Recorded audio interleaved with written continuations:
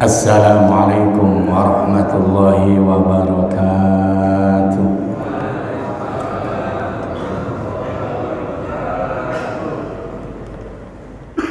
A'udzu billahi minasyaitonir rajim. Bismillahirrahmanirrahim. Alhamdulillahilladzi faddala bani Adam bil ilmi wal amali ala jami'il alam. Wassalatu wassalamu ala sayyidina Muhammadin sayyidil arabi wal ajam wa ala alihi wa ashabihil kiram. Asyhadu an la ilaha illallah wahdahu la syarika lahul haqqul mubin wa asyhadu anna sayyidana wa nabiyyana wa maulana Muhammadan abduhu wa rasuluhu shadiqul wa'dil amin. Allahumma shalli wa sallim wa barik ala sayyidina Muhammadil fatihi lima ughliqa wal khatimi lima sabaqa nasiril haqqi bil haqqi wal hadi ila siratikal mustaqim wa ala alihi wa ashabi haqqa qadrihi wa miqdarihil azim. Amma ba'd, faya ikhwanan fid din ittaqullaha haqqa tuqatih wa la tamutunna illa wa antum muslimun. Faqad qala Allah ta'ala fi kitabihil karim. A'udzu billahi as-sami'il 'alim minasy syaithanir rajim. Wa in kuntum mardaa aw 'ala safarin aw jaa'a ahadun minkum minal ghaiq aw jaa'a ahadun minkum minal ghaiqi aw lamastumun nisaa falam tajidu ma'an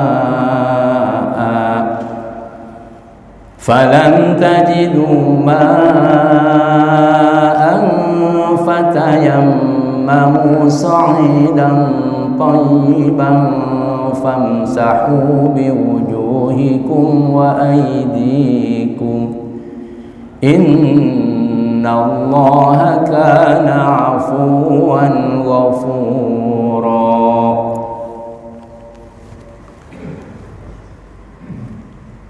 Hadratil mukarramin wal muhtaramin, segenap jamaah salat subuh di KM Masjid Al-Fajar yang sama-sama mengharap ridho Allah Subhanahu wa taala. Alhamdulillah wa syukru ala ni'amillah. Dalam kesempatan pagi hari ini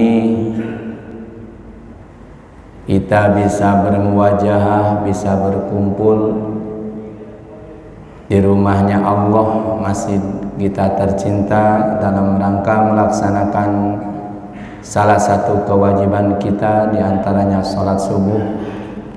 Dan alhamdulillah bisa kita berjamaahkan. Mudah-mudahan sholat subuh kita baik yang wajib maupun yang sunnahnya diterima oleh Allah Subhanahu wa ta'ala. Dilanjutkan dengan talabul ilmi, ini juga merupakan salah satu kewajiban kita, karena yang diperintahkan oleh Allah bukan bisanya tapi talabnya. Dan alhamdulillah talabnya ada di dalam masjid. Kita niatkan selama kita ada di dalam masjid, niat i'tikaf, nawaitul i'tikaf ma dumtu fi hadzal masjid sunnatan lillahi ta'ala. Juga taruh rahmat assalam, semoga selamanya tercurahkan kepada junjungan kita Nabiullah Muhammad sallallahu alaihi wasallam, juga kepada keluarganya, para sahabatnya, para tabi'in, atba'ut tabi'in, mudah-mudahan kita ada di dalamnya ila yaumil qiyamah, amin ya rabbal alamin.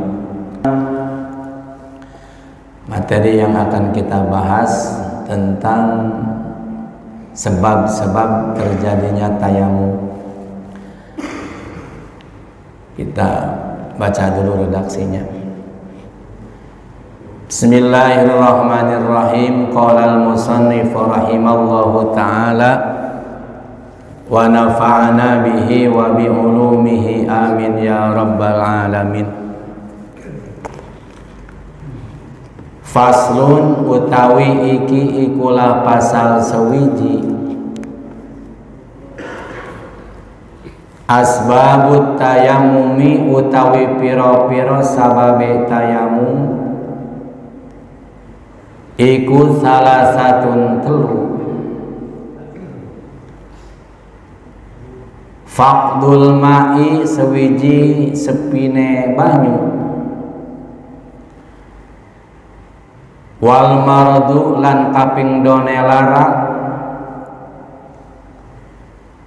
wal ihtiyaju lan kaping telune butuh ilahi maring banyu, li'at si hayawanin karena dahganya hayawan, muhtaramin kang den mulyaaken dening sara. Ghairul muhtarami utawi hayawan kang ora den mulyaaken dening sara iku sitatun nenem. Tarikus sholati sewiji wong kang ninggalaken sholat, wazanil muhsanu lan kaping done zina muhson, wal murtadu lan kaping telune murtad,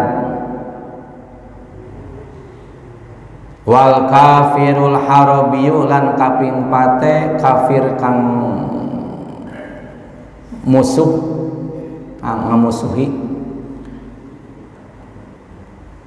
wal kalbul akuru lan kaping limane anjing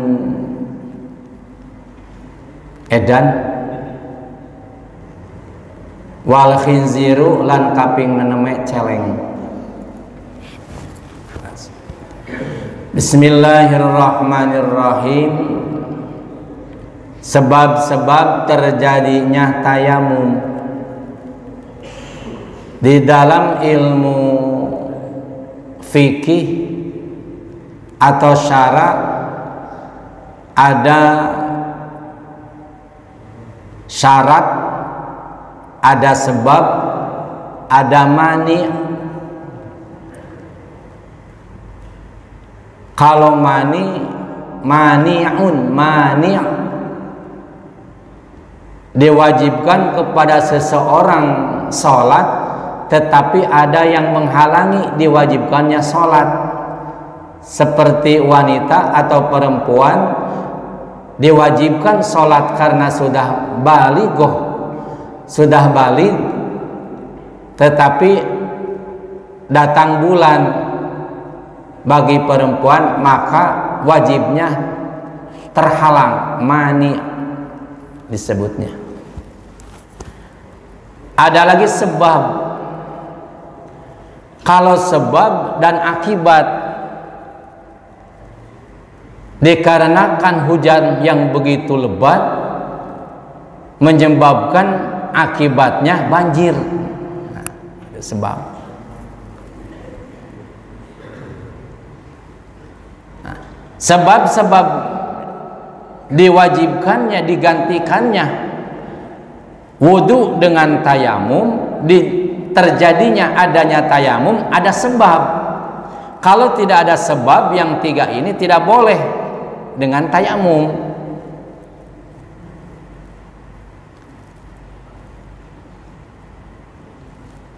Istilah menurut bahasa tayamum itu adalah menyengaja. Sedangkan tayamum menurut istilah syariat agama memindahkan atau mengusap debu dengan debu yang suci terhadap muka yang suci juga, karena tidak sah debunya suci kemudian anggota tayamum tidak suci. Jadi dua-duanya, debu harus suci,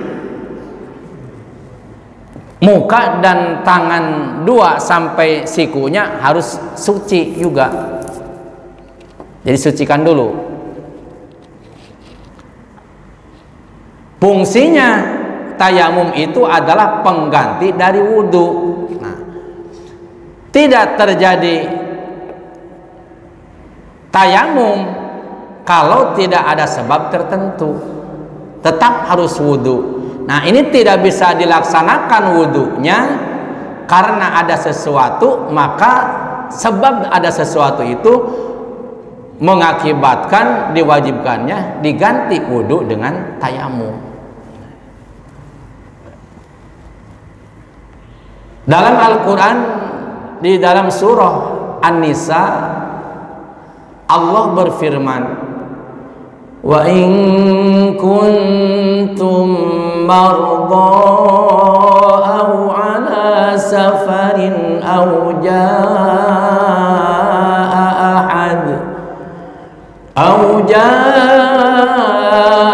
ahadun minkum minal ghaid, apabila di antara kalian dalam keadaan sakit atau di perjalanan, au jaa ahadum minkum minal ghaid, atau di antara kalian salah satu kalian ada hajat buang air besar,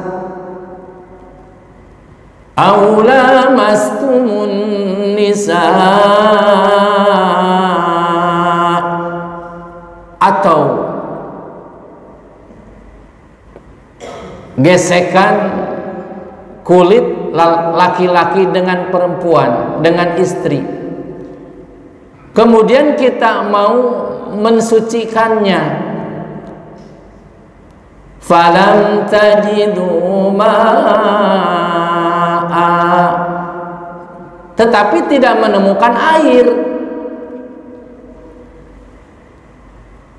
fatayammamu sa'idan thayyiba, kata Allah, maka kalian silahkan bertayamum dengan debu yang suci.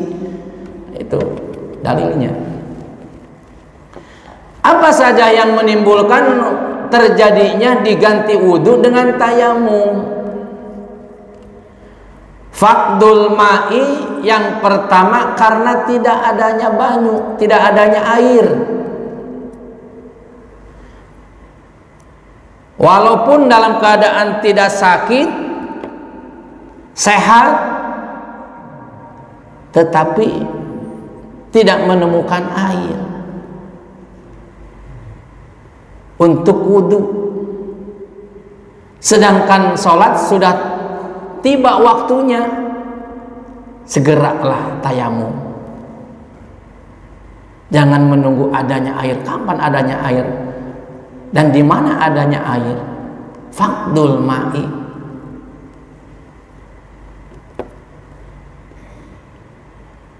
Air ada, tetapi dipakai untuk minum, cukup untuk minum saja karena di perjalanan,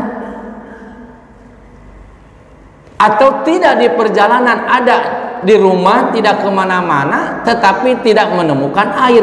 Air ada sedikit, tapi khusus ada yang membutuhkan lagi, seperti binatang.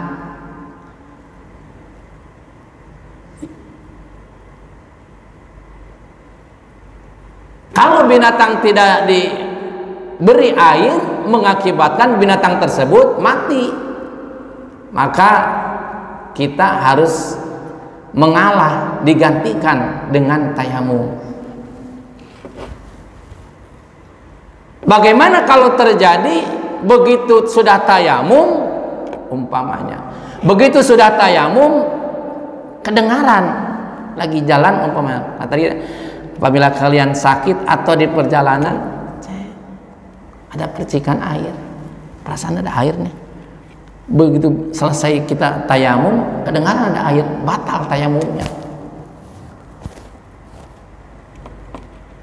Atau ada air tetapi jauhnya apabila kita berangkat mengambil air mengakibatkan waktu sholat tersebut habis, maka itu juga bisa diganti dengan tayamum. Kalau memungkinkan masih ada waktu untuk mencari air tersebut, tahu karena taunya dikasih tahu oleh orang lain, maka harus kita ambil air tersebut. Jangan tayamum dulu, harus maksimal. Jadi dalam Al-Quran ada kalimat la yukallifullahu nafsan illa wus'aha. Allah tidak akan memaksa terhadap hambanya kecuali dengan semampunya. Nah, kalimat illa wus'aha itu adalah kalimat la yukallifullahu nafsan illa wus'aha itu adalah setelah berusaha maksimal. Jangan sebelum maksimal mengeluarkan dalil la yukallifullahu nafsan illa wus'aha. Salah total itu. Salah total. Sedikit-sedikit Allah tidak maksa. Sedikit-sedikit la yukallifullahu nafsan illa wus'aha. Berusaha tidak. Usaha sudah maksimal tetap tidak bisa, baru mengeluarkan ayat tersebut.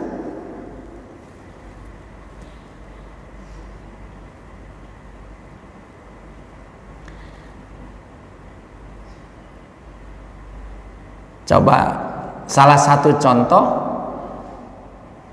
yang diwajibkan saking wajibnya, sholat saja yang paling utama. Di antara kewajiban-kewajiban yang lainnya adalah sholat. Bagi orang yang mampu berdiri di sholat yang wajib berdiri. Tidak sah orang yang mampu, orang yang sehat, yang mampu berdiri sholatnya sambil duduk, tidak sah. Walaupun panitia DKM menyediakan tempat duduk, kursi, karena dia orang sehat, orang mampu berdiri, maka malah duduk sholatnya, tidak sah.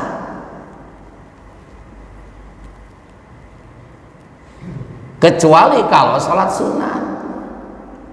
Jadi in qadaro, apabila dia mampu berdiri di sholat yang diwajibkan atau sholat fardu wajib berdiri, berarti mafhumnya bagi kalau sholatnya sholat sunat walaupun mampu berdiri bisa dilaksanakan sambil duduk. Cuma dalam hadis diterangkan pahalanya sholat yang duduk itu adalah separohnya orang yang berdiri. Di sholat sunat itu, maksud itu hadis itu, keterangan itu. Nah, apabila mampu kemudian kita dilaksanakannya dengan duduk di sholat yang fardu, maka tidak sah. Kenapa? Berdiri bagi orang yang mampu merupakan rukun.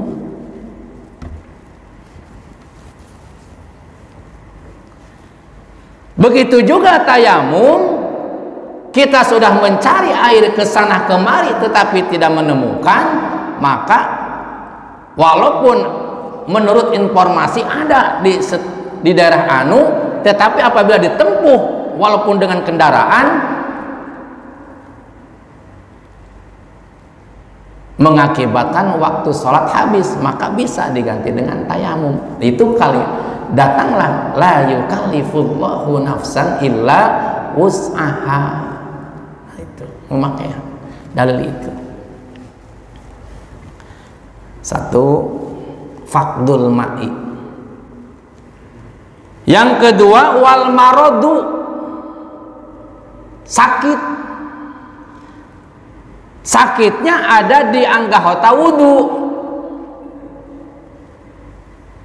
Apabila kena air, menurut dokter mengakibatkan sakitnya tersebut malah tambah parah. parah sakitnya. Kalau kena air, ada. Kata dokter jangan kena air ini. Sakitnya ada di anggota wudhu kita, ima di tangan, ima di muka, ima di kaki. Kakinya yang bawah dari telapak kakinya sampai mata kakinya yang diwajibkan kan itu anggota wudhu. Kalau ke atas mah di apa ini betisnya atau di paha atau di perut itu mah tidak boleh tayamum kecuali kalau hadas besar seperti kita punya junub umpamanya keluar sperma iman sengaja atau tidak disengaja junub lah udah paham. Kemudian tidak menemukan air karena musim kemarau lama umpamanya tidak ada air, tiap rumah sama tidak ada, maka nah itu mah walaupun tidak dianggota wudhu, nah, itu mah wajib dengan tayamum diganti. Nah ini mah air banyak tetapi di anggota wudhu kita ada penyakit yang mengakibatkan dengan apabila kena air mengakibatkan penyakitnya tambah parah, maka wal maradu wa in kuntum mardo dalam Al-Qur'annya apabila kalian dalam keadaan sakit dan sakitnya ada lagi sakitnya kalau cuma sakit gatal sakit ini gatal nih ganti dengan tayamum tidak boleh sakitnya yang apabila kena air penyakit tersebut itu anggota wudhu tersebut yang sakit itu apabila kena air mengakibatkan penyakitnya tambah parah maka bisa diganti dengan tayamum. Bedanya prakteknya nih bedanya antara wudhu dengan tayamum kalau wudhu harus rata seluruh anggota wudhu dengan air. Nah jadi apabila anggota wudhu kita contoh tangan sampai siku dua-duanya sampai sikunya. Nah, sikunya tidak kena air, masih kering, tidak sah wudhunya. Maka di situ ada ilal marofik sampai siku. Nah, berarti ilah bimana ma'a. Was. Ilal marofik itu ilah bimana ma'a. Sampai di mana serta. Jadi serta sikunya. Bukan sampai kalau sampai sini. Sedangkan ilah di situ bimana ma'a, semuanya berarti. Siku-sikunya. Maka oleh para ulama dicontohkan cara wudhu yang benar, maka dilebihin, melebihi dari siku. Nih, maka hati-hati kalau bajunya tangan bajunya agak sempit, dilepas dulu, takutnya air tidak nyampe. Yang wajib itu sampai sikunya, tetapi ini dilebihin oleh para ulama. Nah, datanglah kaidah malayatimul wujub ila bihi fahuwa wajibun. Perkara yang wajib tidak akan sempurna perkara wajib tersebut kecuali dengan melebihi air dari siku, maka melebihi hukumnya jadi wajib karena tidak akan sempurna membasuh siku. Tuh. Hebat itunya hukum Islam itu. Jadi hati-hati. Berbeda dengan tayamum. Kalau tayamum tidak harus rata dengan debu, sampai dibalur-balur, diusap-usap nih, tidak usah. Saya ngambil umumnya debu, kemudian supaya rata ininya salah-salahnya, kemudian gitu. Tidak usah. Nah, bagaimana kalau walaupun di sini ada perban umpamanya karena oleh dokter diperban umpamanya otomatis kan tidak boleh kena air, tayamum kita aja sama. Nah, walaupun tidak kena, tidak harus rata seperti ratanya memakai air kalau tayamum. Dua, terjadinya tayamum karena sakit. Dan sakitnya bukan sakit cuma sebatas gatal atau sakit biasa. Menurut dokter, menurut medis, apabila kena air mengakibatkan sakitnya tambah parah. Maka walaupun airnya banyak di mana-mana, termasuk punya kita, di rumah kita, maka agama menyarankan harus diganti dengan tayamum. Wal ihtiyaju ilaihi li'atsi hayawanin muhtaramin. Yang ketiga, latar belakang diganti wudu dengan tayamum, airnya ada cuma sedikit tetapi dibutuhkan dengan binatang yang lain, binatang yang dimuliakan oleh syara, termasuk dalamnya kita, termasuk muhtaram, binatang hayawan yang dimuliakan oleh syara, termasuk manusia. Untuk minum umpamanya ada air tetapi untuk minum, apabila dipakai wudhu tidak ada untuk minum. Bagaimana pendapat Imam Syafi'i? Qala ashabuna, pendapat Imam sahabat-sahabat kami, nah berarti Imam Syafi'i dan pengikut-pengikutnya, wa yahrumu alaihil wudu'u fi hadal hali, maka haram wudhu di kondisi seperti itu. Jadi airnya ada tetapi untuk minum haram, tidak ada lagi apa namanya air apabila dipakai untuk wudhu, maka sedangkan dibutuhkan untuk minum. Li'anna kenapa, apa alasannya?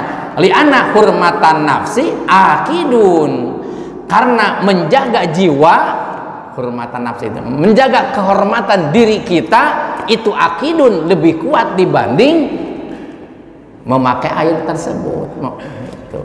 Contoh, maaf orang yang akan melaksanakan ibadah haji, mencium hajar aswad itu hukumnya adalah sunat. Bahkan Sayyidina Umar sampai berkata seperti ini, seandainya tidak dicontohkan oleh junjungan kami tidak mau mencium kamu karena kamu itu adalah sama seperti kami makhluk, kata Sayyidina Umar. Nah, mencium hajar aswad hukumnya sunat, sedangkan menjaga diri kita hukumnya wajib. Kenapa menjaga diri kita? Berdesak-desakan, Pak, susah pengen mencium hajar aswad itu, kecuali sampai rizki itu rizki dari Allah lah istilahnya.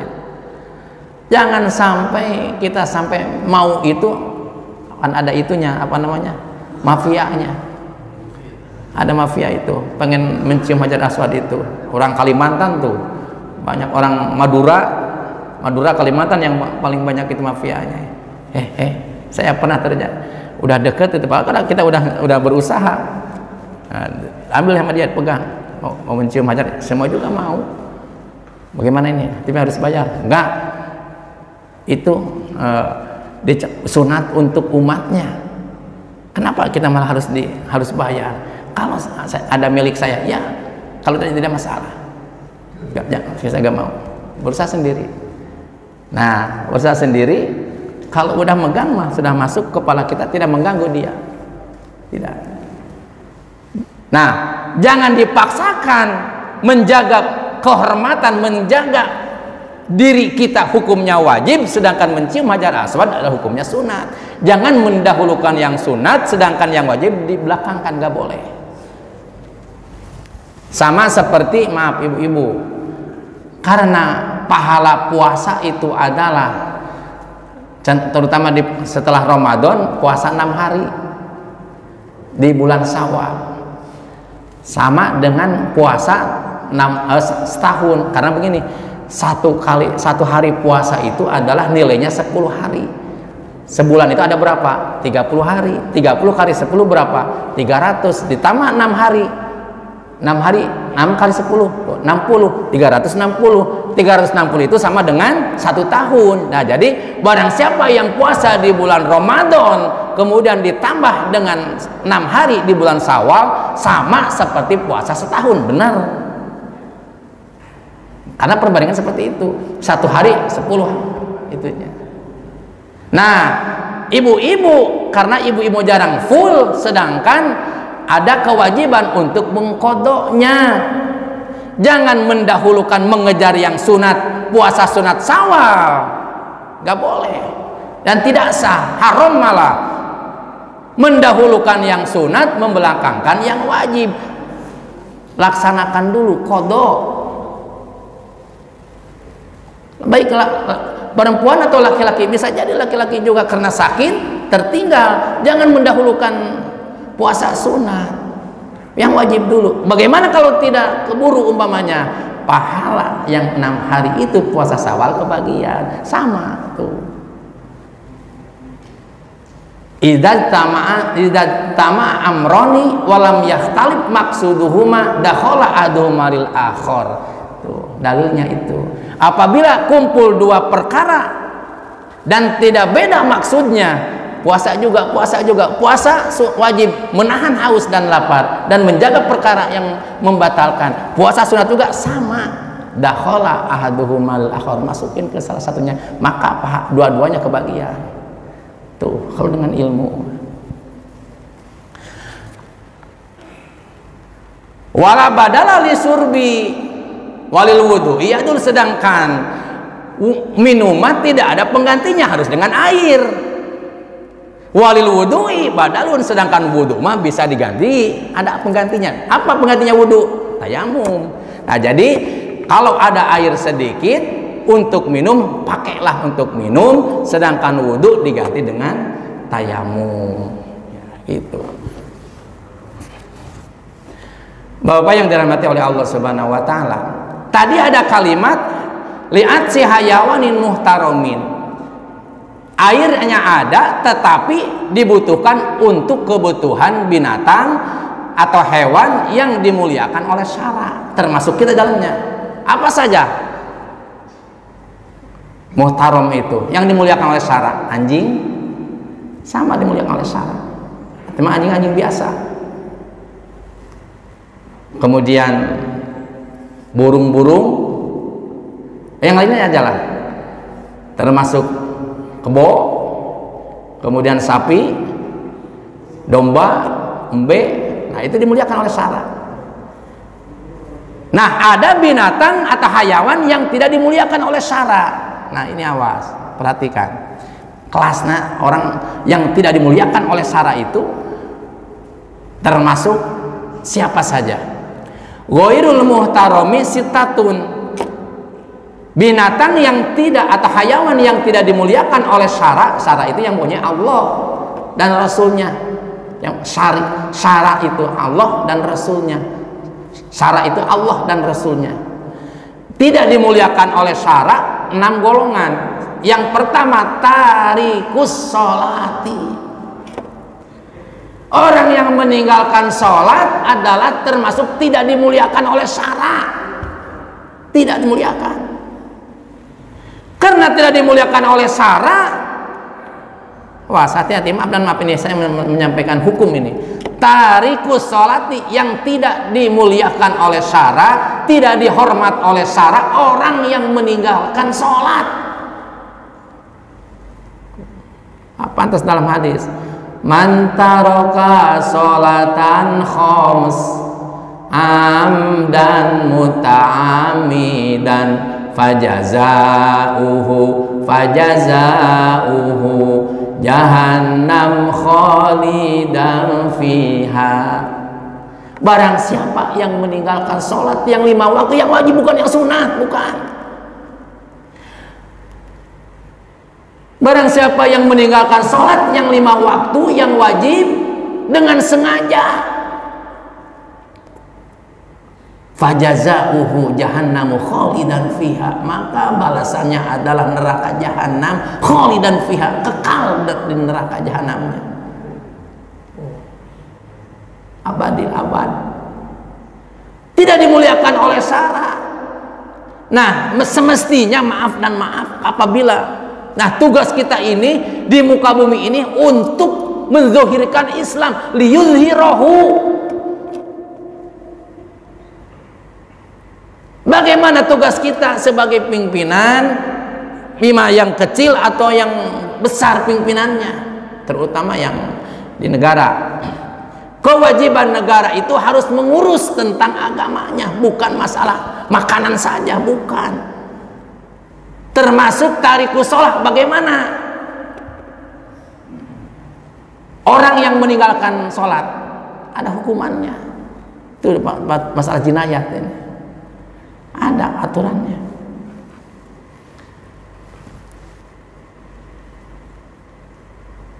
Bagaimana kalau belum berlaku? Hati mah harus gitu. Hati mah harus benci terhadap orang yang meninggalkan sholat. Harus benci.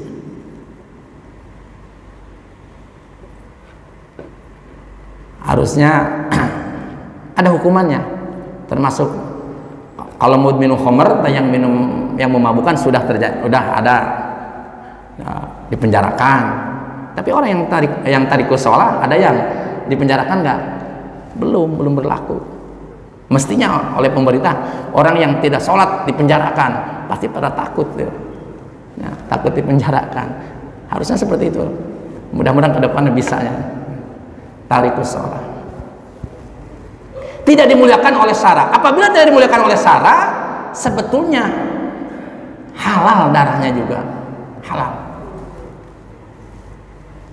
Satu, wazanil muhsanu. Yang kedua yang tidak dimuliakan oleh syara itu ada zina muhsan. Apa sih itu zina muhsan?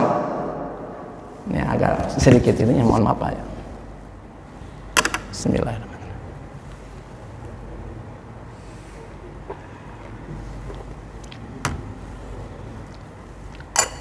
Yang sudah dapat minuman, minum saja, rilek. Wazanil muhsanu adalah zina muhsan.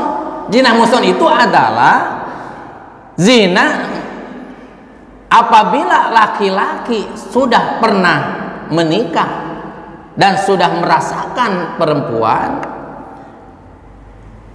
atau sebaliknya perempuan sudah menikah dengan laki-laki dan pernah merasakan bagaimana rasanya laki-laki. Kemudian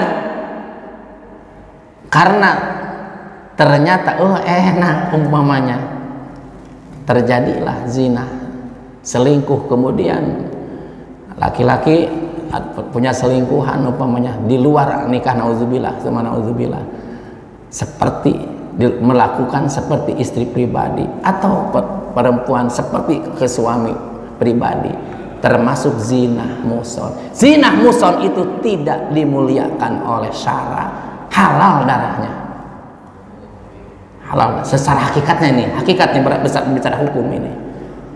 Awas, hati-hati. Bagaimana kalau ditikah? Walaupun ditikah karena terjadinya sebelum dihalalkan, sama zina muhsan, kena. Berbeda dengan yang belum nikah, laki-laki atau perempuan yang belum nikah, beda hukumannya. Diranjam sama, cuma 80 kali. Kalau yang zina muhsan mah sampai mati diranjamnya. Belum mati terus saja diranjam. Maka dalam pernikahannya juga tidak sah laki-laki yang zina dan perempuan yang zina ditikahkan ke laki-laki yang solih, tidak sah. Lihat di surah An-Nur, az-zani la yankihu ila zaniatan au musyrikah. Laki-laki yang zina tidak boleh ditikahkan ila zaniatan, kecuali dengan perempuan yang zina juga, tidak boleh. Laki-laki yang zina, baik yang belum nikah atau yang sesudah nikah, dinikahkan terhadap perempuan yang solihah, atau yang sebaliknya, tidak sah. Apa hikmahnya? Hikmahnya supaya kufu, supaya seimbang agama itu. Sudah biasa si aneh juga, tidak sakit hati. Tapi kalau itu, jadi tidak sah, tidak boleh laki-laki yang soleh dinikahkan terhadap perempuan yang zina, atas kebaliknya. Dua, wal murtadu. Yang ketiga yang tidak dimuliakan oleh syara itu adalah murtad. Setelah kita ada dalam Islam, kemudian mungkin saja ada iming-iming, karena hampir 90% Hampir 100% malah orang Islam keluar dari Islamnya itu karena materi, umpamanya keluar dari Islamnya, nah tidak dimuliakan oleh syara, tidak dimuliakan oleh syara. Wal kafirul harabiyu, yang kelimanya adalah kafir harabi. Kafir itu isim fa'il, orang yang menutupi dari kalimat kafaro yakfuru kufron fahuwa kafirun, orang yang menutupi. Nah, dalam Al-Quran, barang siapa yang bertakwa kepada Allah, Allah akan menjadikan furqan, kemudian wa yukafir anhu sayyiatim, dan akan menutupi kesalahan-kesalahannya. Nah, kafir itu orang yang menutupi perintah Allah, syariat Allah ditutupi, tidak diterima oleh dia, kafir. Jadi siapapun walaupun dalam KTP-nya Islam tetapi dia tidak mau mempraktekkan syariat Islam, kafir itu namanya. Menutupi, harus ini hitam tuh ditutupi tuh, kelihatan nggak hitamnya? Tidak. Harusnya secara Islam seperti itu tidak dipakai, Islam tidak kelihatan Islamnya. Mengakui muslimat tetapi tidak kelihatan muslimatnya, tidak berjilbab, itu bukan, itu termasuknya kafir. Kafirnya apa? Menutupi perintah Allah. Secara hakikatnya dia, maka dalam hadis Islam iman itu pagi iman, sore kafir. Nah itu melanggar aturan Allah sedetik pun kafir. Nauzubillah, nauzubillah, hati-hati. Jadi kafir itu yang menutupi terhadap syariat Islam. Nah, yang tidak dimuliakan oleh syara itu adalah kafir harabi, kafir yang selalu pengen membunuh umat Islam dan menghancurkan agama Islam, kafir harabi. Karena kafir itu ada 4, satu kafir harabi atau muharib yang memusuhi Islam. Yang kedua kafir muahad, muahad itu ahada perjanjian, karena dia akan kalah di waktu perangnya, perjanjian akan gencatan senjata, kafir muahad disebutnya. Yang ketiga kafir dhimmi, kafir dhimmi itu sudah terjadi di suatu daulah, ada sudah terjadi diterapkan syariat Islam, kemudian masuklah orang kafir, tapi kafirnya tidak memerangi Islam, tidak memerangi agama Islam dan muslimnya, tetapi dia pengen selamat saja di situ.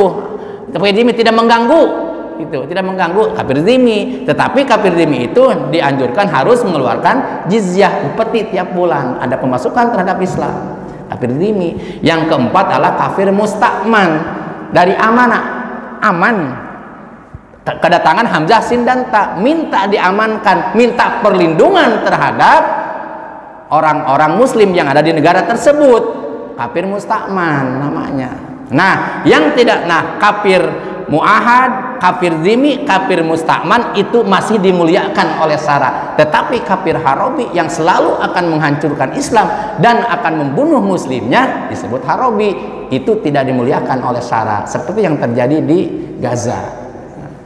Itu kafir harabi, itu tidak dimuliakan oleh syara. Yang kelima kalbul akuru, anjing buas. Nah, kalau anjing buas dibunuh, anjing buas mah. Wal khinjiru, dan babi. Nah, jadi sekelasnya orang yang meninggalkan sholat, zina, muson, murtad, dan kafir harabi sekelas dengan anjing buas dan babi. Nauzubillah summa nauzubillah. Bapak yang dirahmati oleh Allah Subhanahu wa taala, selesai ini bab tayamum. Nah, sebab-sebab tayamum. Nanti syarat-syarat tayamum. Ada pertanyaan? Assalamualaikum warahmatullahi wabarakatuh. Ustaz, mau tanya, iya. Satu, apakah satu kali tayamum bisa untuk satu kali sholat saja atau boleh untuk beberapa kali?